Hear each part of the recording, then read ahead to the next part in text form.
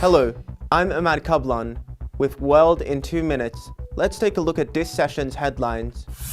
UNICEF's Crisis Communications Chief Sarah Crowe told reporters that the United Nations has begun training Ebola survivors to help respond to the soaring number of cases in West Africa because people who've lived through the experience are now immune to the disease. Crowe said the UN is training the survivors to work with the children in Liberia and Sierra Leone who've had contact with infected people, often family members, and require 21 days of isolation. Our next story takes us to the Middle East.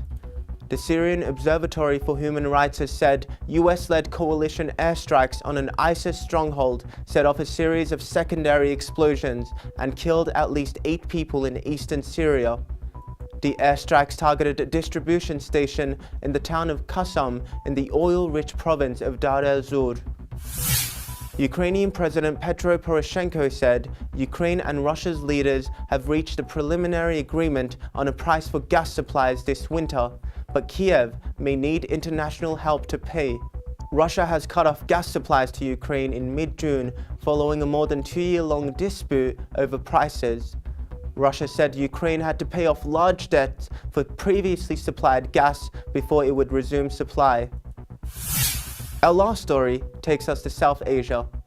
Rescue operations in Nepal's Himalayas moved to more remote outposts as hopes for finding more than a dozen missing trekkers alive began to wane several days after an intense snowstorm and avalanches.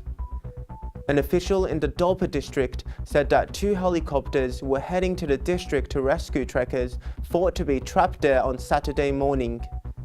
The officer said later that the military had rescued 17 trekkers.